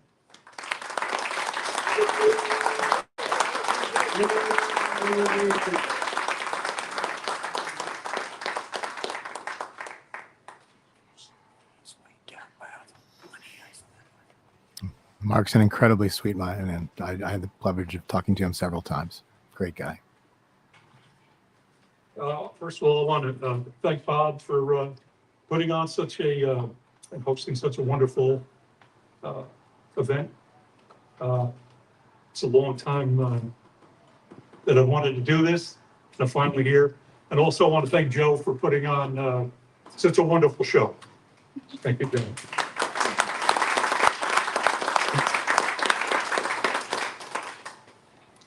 The Inkwell Awards was created in 2008 by founder and director Bob Ament.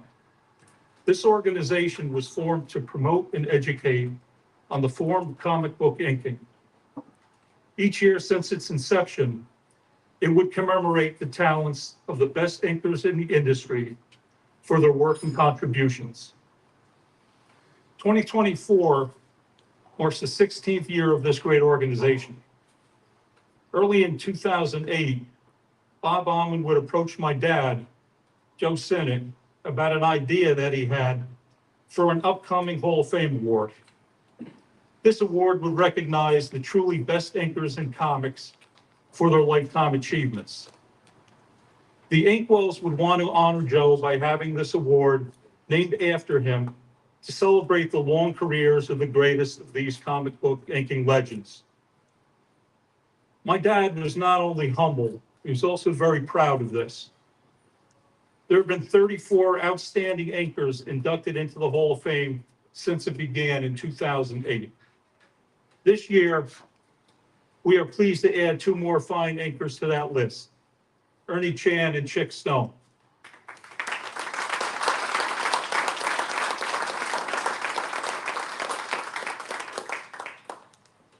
These 2 tremendous comic artists that sadly are no longer with us, but have clearly left their mark on the comics world. What a great delight flipping through page after page of comics that Ernie and Chick had the pleasure to embellish, seeing some fantastic inks and bringing great enjoyment to us through their work. Our first winner is Ernie Chan. Ernie was previously a 3-time Senate Hall of Fame nominee in 2013, 16, and 23. He was part of the legendary Filipino art studio that Tony DeZuniga opened the door to at Marvel in DC back in the early to mid 1970s.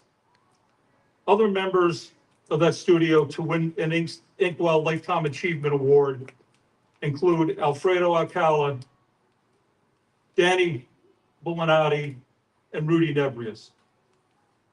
Ernie Chan started working as a penciler on horror and mystery titles in 1972 for DC Comics. He would go on to have a long tenure there, doing several Batman and Detective comic issues as well. In the mid-1970s, Ernie, then known as Ernie Chua, would become DC's primary cover artist. Moving over to Marvel Comics, he would go on to draw several Doctor Strange, Cull the Destroyer, and Power Man and Iron Fist issues. He would also ink The Incredible Hulk, penciled by Sal Buscema. However, it was his collaborating with Sal's brother, the great John Buscema, on the Robert E. Howard character Conan, that Ernie's inking would stand out the most and grab the comic fans' attention. His wonderful inks would grace many issues of Conan the Barbarian, as well as the syndicated newspaper strips and the black and white Savage Sword magazines. I first met Ernie Chan in the mid-1970s at a Phil Seuling New York Comics convention. He was doing sketches for the fans in the lobby of the Hotel Commodore. I was fortunate to get a nice Batman sketch from him, which I still have to this day. I had seen Ernie at other shows over the years, the last being the Pittsburgh Comic-Con in 2011. This time, the sketch I received from Ernie was a beautiful rendition of Red Sonja, another one of my favorite characters. My dad and Ernie were on a panel together at that show, and they spent the entire weekend sitting next to one another in Artist Alley, enjoying each other's company. It was a fantastic show and a wonderful time that I will treasure forever. On behalf of the Inkwell Awards, I am proud to present the Joe Sinnott Hall of Fame Award for Outstanding Accomplishment in the field of comic inking to Ernie Chan.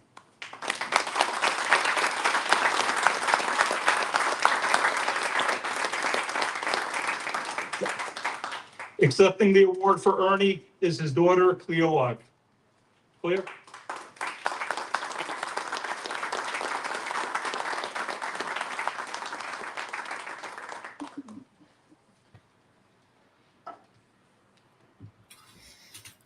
And for those of you just joining us, this is one of two new members to the Inkwell Hall of Fame, Ernie Chan.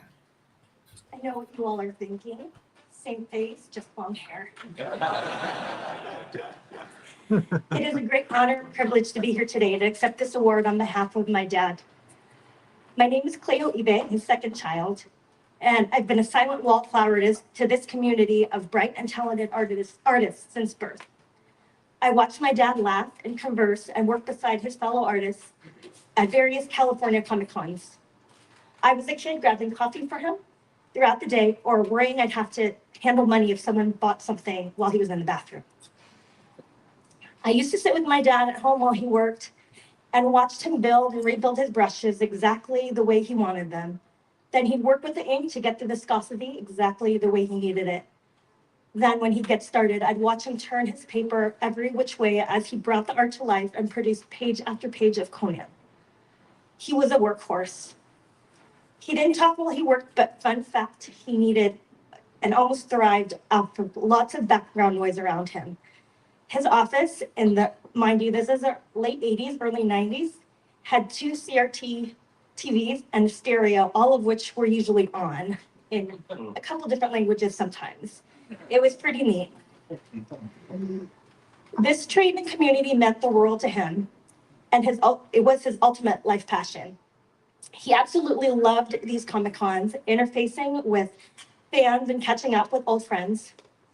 As we navigated his sunset months after his cancer diagnosis, as a desperate method of distraction, I suggested he draw something. He found that when he was drawing, he could immerse himself in it and the pain for periods of time would go away, or at least not be felt. He pumped out commission after commission, finishing his last one a few weeks before his passing, which he made sure I would promise to mail. My dad was extremely humble about his talents, and this award is icing on the cake to his legacy. Bob, Joe, and Seth's family, team, thank you for keeping the light shining on acres of past and present. You guys are keeping the dream alive. On behalf of the Chan family, thank you from the bottom of our hearts for this award, and thank you for remembering and appreciating my dad, Ernie Chan.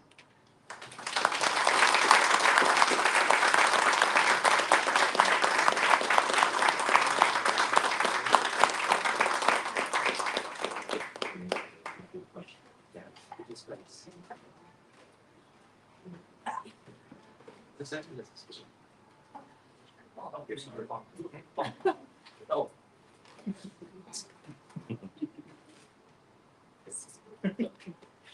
Yep.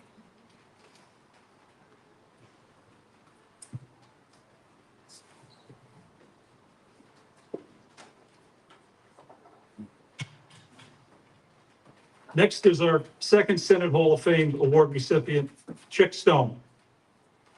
Chick was previously a three-time nominee in 2020, 21, and 23. Chick started working in comics at the age of 16 in 1939. Throughout the 1940s, he would work for Fawcett Comics on the original Captain Marvel, as well as Lev Gleason Publications and Timely Comics. He would leave the comics industry during the 1950s, working as art director for several magazines and doing commercial art and TV storyboards. Chick would return to comics during the Silver Age era of the 1960s. He would pencil adventures into the unknown for ACG Comics, while also being a ghost inker on Batman and Superboy for DC.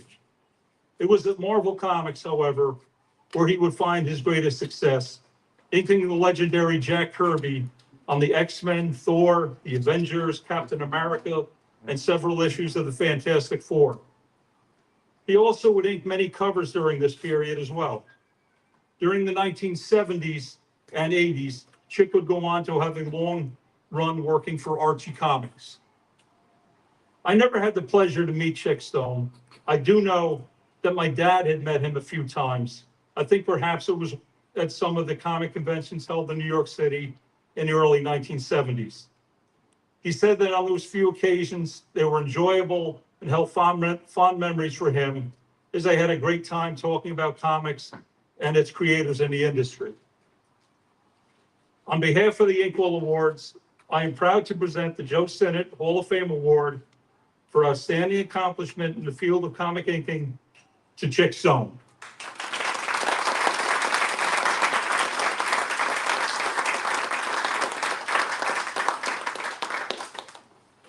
Speaking for and accepting this award for Chick, I'd like to introduce our guest speaker, Inkwell Award Special Ambassador, J. David Spurlock. David.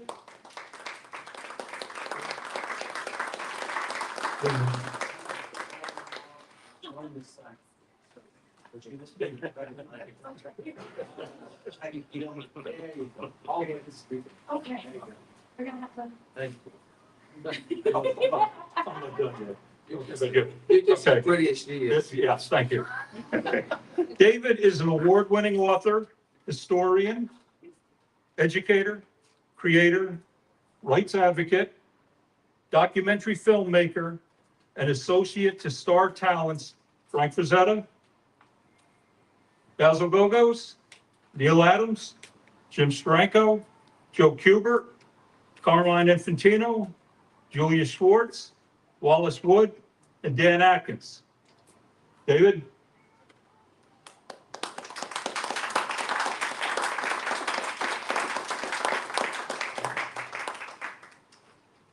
Oh, what can I do? Can I try to be entertaining, controversial, rouse the roof? What can I do tonight? First of all, I'm just glad to be here with everybody. Bob, Joe, thank you so much. I hope we have many of these to come, and best wishes for the future of your convention. It's always fabulous to spend time with the Civic family. Occasionally I get choked up. Let's see. Let me see. You missed my invitations. Over here during dinner, I did my Steve Ditko invitation. How many people ever talked to Steve Ditko? There you go. I did my Steve Ditko invitation. I followed that up with my Gil Kane invitation. And you're not going to get that now, but if you want to, come back tomorrow. You may have missed it. There's another ballroom on the other side here. That's where I'm at. So feel free to come by for the Steve Ditko and Gil Kane invitation. Let's see. I think maybe I might drop a controversial bomb or two here, but if you hear me out, I think it'll all come out in the end. Chickstone. I sent more images. You got more Chickstone images? Yes. Okay, let's hold that right there. Look at that tool. Ladies and gentlemen, that is a masterpiece of comic art. With thanks to, of course, Jack Kirby and Chickstone. Now, this is the Chickstone most people know in Kirby. You can really break the 60s up into two groups. You got early 60s, and then you got late 60s. And 65, and actually the end of 65 is a massive dividing line. In 64, 65, Kirby did go. Wood came in 64, had an extremely powerful year to Marvel, saved Daredevil from quick cancellation and turned it into one of their big hits, went from the verge of cancellation to being a monthly hit. And their premier inker, discussing Wood as the inker is a whole other subject, but the regular premier inker at that time at Marvel was Chickstone. You probably heard somewhere along the way that when new talent would come to Marvel, Stan would regularly tell them, pencilers, do it like Jack. Anybody ever hear that? Do it like Jack. Did you know that by 69, Stan changed that motto? He did. He said, do it like Stu. And they not only told the artists to do that, they were telling writers around 69 to do it like Stu. And if you don't believe me, check out the Masterworks, Captain Marvel, and Roy Thomas are backing me up on that. But at this point, coming into up to 65, Stan's go-to example for the epitome of quality inking was Chickstone. This is one of my little controversial things I'm about to say. Before Joe Sinnott was Joe Sinnott, for a little brief window there at Marvel, in one regard, Chickstone was Joe Sinnott. And then something happened. Terror, horror, heaven forbid, controversy. All those guys I just named, Kirby, Ditko, Wood, and Chickstone, all managed to have an issue with our sweetheart Stan Lee. Horror. What could possibly have happened? Well, Kirby, Ditko, and Wood were plotting their books, and they weren't getting paid for the plotting. What was Chickstone? He wanted a pencil. And Stan's like, no, you're too good of inker. We can't lose you as an inker. You're too valuable to us. And so they all decided to leave. Mass mutiny. That's all the top talent. That's the top talent. At the last minute, Jack decided not to go. He said he had a bigger family to feed, a new mortgage on Long Island, and he was going to wait till he could get invited back to D.C., which came a couple years later when Carmine Infantino, his old friend, Carmine Infantino, rose to be editorial director, and ultimately publisher and president of DC Comics. So Wood, Ditko, and Stone left Marvel at the end of around the end of 65. Not all in the same day, over a couple of month period. And when they left, they worked for a number of publishers. Quite notably, Wood went to Tower, which was a new company, to do Thunder Agents. Did work with him there. Wood also launched Wits End, his self-published Wits End, which was revolutionary, and did work with him there. And Ditko and Wood loved each other. They'd work with each other any chance they got. They were also doing work for Ditko with Charlton. Chick, as Mark said, was doing some ghosting over at DC. And so they were working for basically everyone but Marvel until Tower stopped. And then quite quickly, Chick and Wood showed back up at Marvel just around the time Kirby was leaving. That's the second example we see over there. You see that Kirby Inhumans page on the right? That was the return of Chick Stone. And if you look at the shadows on the face, I don't know how familiar everyone is with Kirby's pencils, but there are times when, I think everyone here knows nobody epitomizes quality, classic Marvel inking better than Joe Sinek. He's our representative. He's our, aspiration, our icon. And that kind of shading on faces by Kirby, I saw even Joe Sinek wrestle with a couple of times. And so I think the Chick pulled it off pretty well there.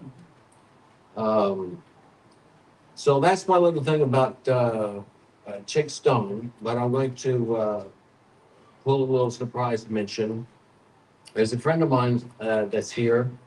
I would like to introduce, I don't know if he's got anything to say, but I want to mention that I'm very glad to see here at the convention, and thank Joe and anyone else involved, is Bill Morrison. And I want to tell you, anything Bill Morrison's involved with gets better. Everyone likes Simpsons? You know the Simpsons? You know did you get a kick when you saw the comic shop dealer on The Simpsons? Wasn't that fun the first time you experienced that? Where else are you going to see a comic shop dealer? Well, Bill was instrumental in starting Bongo Comics, the official Simpsons comics line. And, when you're dealing with animation, there's nothing more important than staying on character. He was able to find ways to squeeze in other cool comic book stuff, possibly at the most distant from the Simpsons on character would be occasional Treehouse of Horrors, where he was able to work in guest appearances by various people, even Al Williamson, I think, did a guest appearance at Treehouse of Horrors. Bernie Wrightson, too. Gene Colan. Yeah.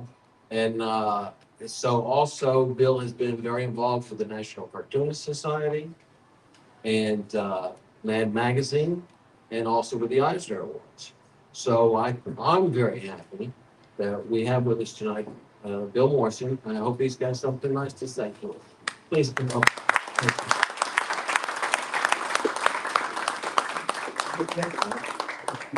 Thank you. Oh, this was a little unexpected. We didn't even know about this.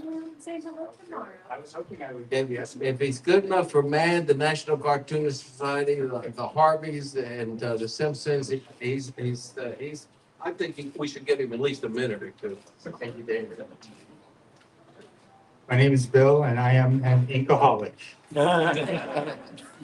Hey, Bill. Hi, Bill. Hi, Bill. Keep coming back. It works if you're working. I have an unusual story about Chick Stone and his influence on Simpsons comics. You wouldn't think that a person who was gone by the time, I believe he was gone, David, by the time he started in 1993. Me, I started in 93. No, but Chick was gone by then, right? Mark had the day. anyway,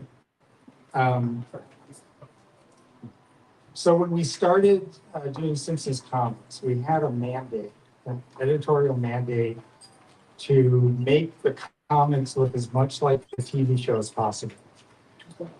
In 2000, okay. So he was still around. I could have called it. Missed opportunity. So we had this editorial mandate to make the books look like the show. And if you've ever watched animated shows on TV, they don't have that thick and thin ink line normally. Some animated shows have managed to do that, but mostly it's what we call a dead line. And it's just an even line that doesn't taper off. It's just the same thickness all the way through. And that was fine. That was fine for Simpsons comics. It was fine for Itchy and Scratchy, for Bartman even. But when it came to Radioactive Man, and I did the first issue of Radioactive Man, Pencils and Inks, and it was set in 1952. So we went back to our fictional history of when Bart's favorite superhero, Radioactive Man, began at the Atomic Age in 1952. And so the first issue, I inked with a rapidograph. Any inkers know what that is? Now we use microns, but back then we used these archaic technical pens that were used mostly for architectural renderings and things like industrial design and really boring illustrations. So I inked it with a rapidograph, but then we did the second issue. And the second issue was set, it was issue number 88. So it was number 2, but we put number 88 on the cover and we set it firmly in 1961. And it was a send up of Jack Kirby and Chick Stone's Fantastic Four comics, Avengers comics. So it was Radioactive Man and the Superior Squad, his version of the Avengers. And I remember starting to ink that with this dead line, and it killed me because I penciled it to look like Jack Kirby drew it. If Jack Kirby drew overbites and bulgy eyeballs. And that was fine, but then when I started inking it, I wanted to ink it with a brush. And I wanted to give it that thick and thin tapered line. And I was denied. I was told, nope, you got to stick with that rapidograph. They've all got to look as much like the TV show as possible. So, the outcome, I guess, of that issue, a lot of people thought it was fine, but I was always disappointed in it. And that kind of stuck with me. And a year later, the current editor, Steve Vance, left, and they made me the editor. So suddenly I had all this power. I didn't wield it in the direction of changing the inking style immediately. At first, I kind of, towed the line. I kept everything kind of status quo. But little by little, I think when it changed was with Treehouse of Horror, we also had a mandate that the books had to look on model, so they had to look like the TV show. And that changed with Jeff Darrow. And I invited Jeff Darrow to do a pinup. And he did this 2-page pinup that was like a story in itself. You could look at this thing.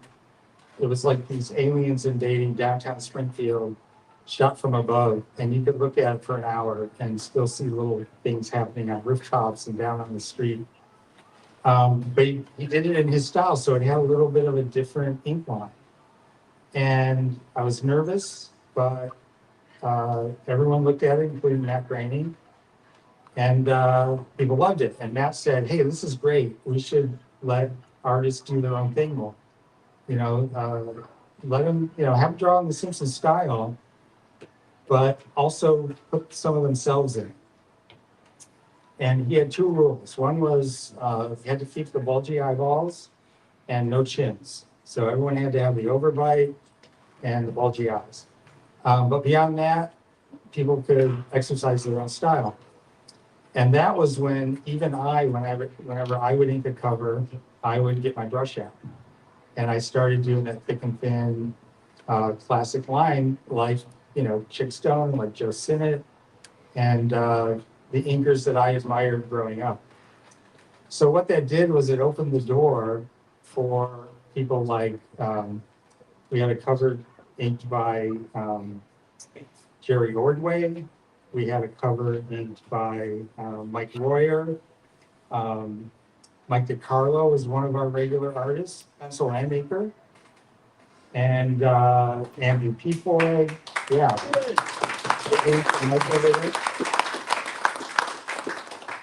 So it changed the face of the comics we were doing. So no longer were we just kind of imitating the look of the TV show, but we were creating our own look and also honoring the inkers of the past and the people that we're influenced by. And, you know, all of us modern day artists, we all were influenced by the people that we grew up reading and looking at. So I credit Chick Stone for that. I think if it weren't for my frustration and determination to want that issue 88 of Radioactive Man to look like Chick Stone inked it, that would never have happened. So I'm grateful for that, and I yield back my time.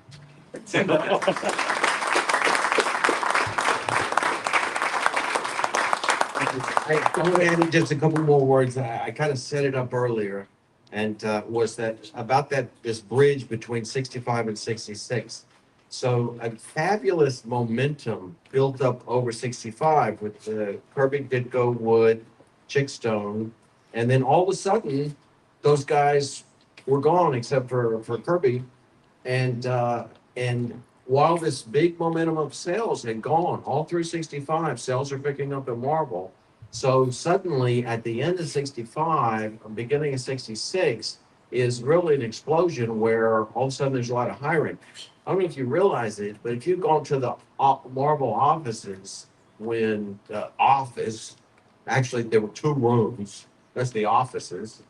In 1964, when Wood started working on Daredevil, there were either 3 or at the most 4 people working there.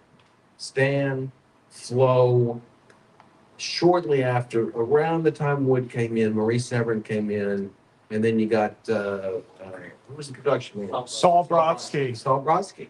And prior to that, Saul Brodsky was a part-timer. He was a freelancer. They kept a drawing board, but he'd only come in 2 days a week to do some production work, paste up and things like that. So there was a huge change. 65 was this border of growth. And then the reason we weren't seeing a lot of Senate there before that is because Senate was penciling, just like Chick wanted to pencil and had been penciling for other companies. So when Wood came in, Wood was selling 5 times, and Mad, he was selling 5 times as many copies per issue as the top selling Marvel comic. And Stan really wanted it there. And he gave him a little more than any other inker was getting there. Well, once they left, they're like, we need help. We need good quality people to replace these people we just left. And they figured out they got to pay more money. And that was a big shift in Joe going from penciling for other companies to becoming the power force inker at Marvel and bringing in people they had laid off in the 50s with the collapse in the 50s. John Buscema had been there since the late 40s into the 50s till they laid off. John Romita, Dick Ayers, all these people that had worked for Timely Atlas in the 50s got laid off. And then they started coming back in 66. And that new punk kid Stranko came in at that time too. Go figure. All right, I'm done. Thank you.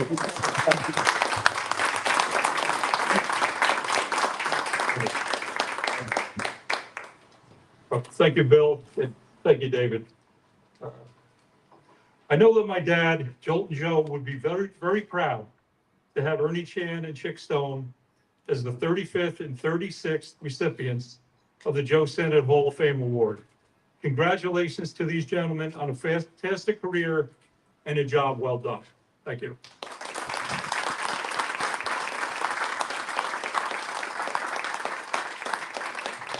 Thank you so very much, David, Mark.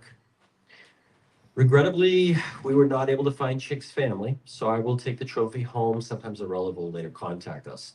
We will now have a Q&A with our winners and present guest speakers. Following this moment, Haley will be calling out ticket numbers for the door prizes. Anybody have any questions for our speakers or award recipients up here? And if anybody in our chat has any questions, we could always relay them to 4C Faithful at the show, and they could ask them for you guys. There's some Bustamma, Chickstone over Bustamma there.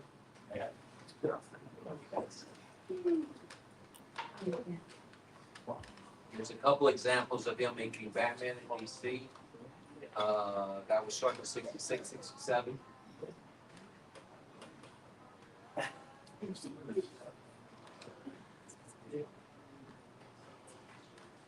Oh, that was Thunder Righteous, Dynamo. He got to pencil Dynamo, which was the lead character, basically Tower's answer to Superman. It was created by Wood, but Wood's thought so highly of Chick, he let him pencil ending some Dynamo stories.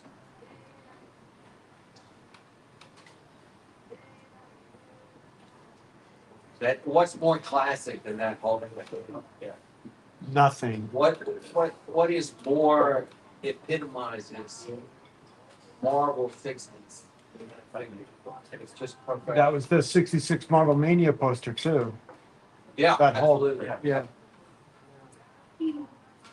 Captain America, Iron Man, right? Herbie, Chickstone, Iron Man stuff.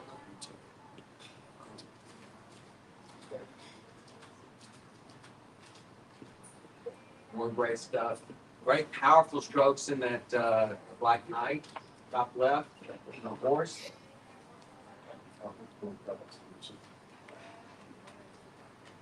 Back to our beloved Thor.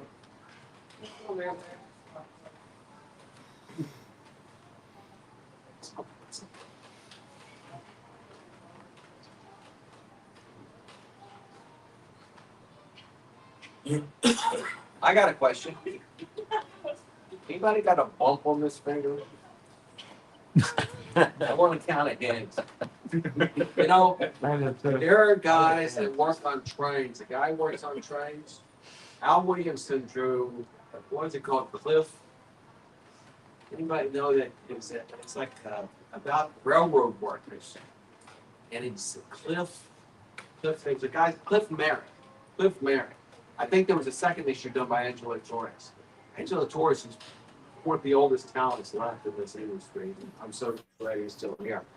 Cliff Merritt, I don't know if it's sold on regular comic scenes, but Al Williamson's job, I read that because Al Williamson drew and inked it, and I learned that when they were calling for railroad workers, they have them hold up their hands. And the ones that were missing a finger, that's who they called on first, because that showed their experience. And they wouldn't have, they do their best not to make that mistake again. And so somehow today I was thinking, you know, I've had a bump on my finger since I was a kid from Ethan. And I just wanted to ask anyone, anybody here kind of bump on their finger? Good thing for us, we don't have to lose a finger to work out. I have a question. Yeah, I have a question for Bill. How many of you have tipped over your ink bottle this year? Oh, this year? No, not this year. No, we did that the first time. I've done it twice. I learned to tape it to the table finally. What about nothing hit the art. How about having an ink bottle in a glass there and picking up the wrong one? Whoa. The question of the coffee, I mean, that's happened. I've drunk a glass of inky water. I got inked this close in the body a couple times, but I had a knife here that I was drinking, but it tastes like chocolate. Now you get to hear the pains of inkers drinking their ink water. More inking anecdotes, yes. Bill. I have a question for Elizabetta and Wade, and I'm wondering who were your big influences as inkers? Well, I love Jim. And Sal Buscema's pairing with him on the whole was definitely my favorite at the time. But Dick Giordano, Terry Austin, and then more recently, one of my mentors was Carl Story. Good choice. All fantastic inkers. For me, is art. John Matthew, Scott Williams. I love the ink force of the best. Because for me it's one of the best thinkers with John Matthew. Thank you. So, Lizetta, are you going to raise your commission rates now that you're a two-time award? Starting Monday. Get out of my head. TBD. Putting her on the spot. Yeah. But she's thinking about it. Anybody else? You're not going to get an alignment of talent like this in one place like this ever again, probably. So, well, until next HersheyCon, of course. Okay, going. Okay. You're all welcome to sit down, and thank you so much for sharing all your stories, being a part of this. Wonderful. What a great inside view of the awards. It's a wrap, folks. talented Thank you people immensely for your give each support other. for our premiere ceremony at HersheyCon. Hope to see you all again in 2025. And now we'll do the, do we have the tickets for the, for Ms. Haley Skazagagni, Ms. Inkwell to draw from? Joe's got something to say. Ooh, and Ken will be back with us shortly to help us sign off here, guys. Just hear Joe, the director of the Hershey, give a couple words.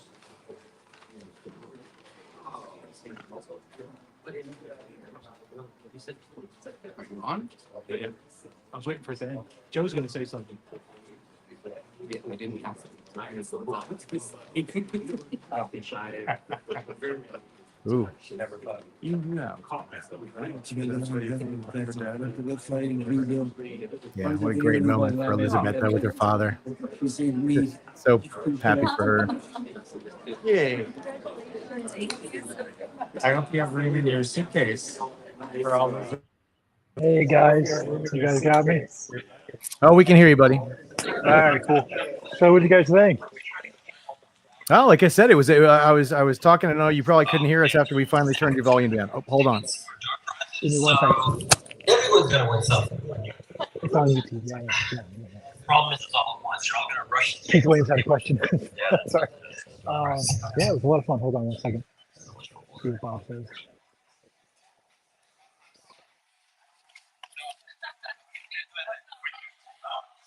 All right, guys. Yeah, no, it was a lot of fun, and man, what a moment when Elizabeth won too, huh?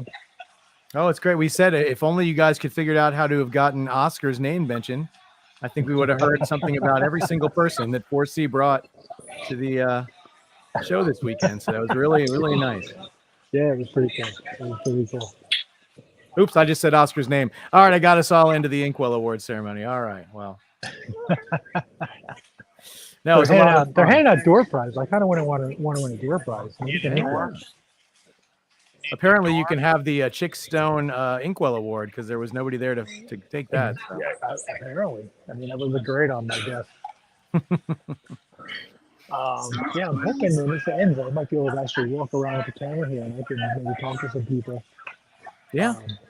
I won't be able to hear you. You guys can certainly ask questions, and I can ask them for you. If anybody has any questions out there, maybe people still watching. Yeah, we asked the crowd when he was open to taking if anybody wanted to ask anything. Nobody was asking any questions, so we didn't want to interrupt you. But it was a very good time here, being able to watch, and we didn't have to do much work. Annika and I just got to enjoy the ceremony. So that was a lot of fun. And thanks to everybody who watched and who's watching this at a later time for joining us for this. And hopefully we can do this again next year. And maybe we'll get a couple different camera angles for you. We'll try to dress it up, make it fancy schmancy. But this was enough, man. It was good. Once you turned off your earpods, we could hear everything pretty well. Obviously, you guys couldn't even hear the videos. So, we knew it wasn't a problem with ours. Yeah. That's a yeah, that was a shame. They had our video, they just didn't carry them. Annika wants a door prize. Oh, here's our tickets. Let's see if we win. There it is. Well, we can let you guys go off and enjoy the rest of your dinner if you want to, Ken, and we can sign off for the Inkwell Awards. Sounds good to me. Appreciate everybody tuning in. Hopefully people are going to watch it on. Nah, I don't want to be on camera. Yep, thanks. It's a turnaround to you. It was a lot of fun, and I hope everybody watches it, and hope some people pick it up on the replay. But it was an honor for 4C to be here, and like you said, Jeff, it was pretty cool that basically everybody we brought to the show was mentioned during the award show. Yeah, including a 2-time winner. So. All right, Bacon, can you wave goodbye to the camera, and we'll wave goodbye to the camera, Bacon. They say wave goodbye to the camera, and they'll sign off. Bye, everybody. Thank you all for joining us. Take care. I'm gonna end it. Bye, everyone. Bye-bye. Have a great night, guys. Thank you so much.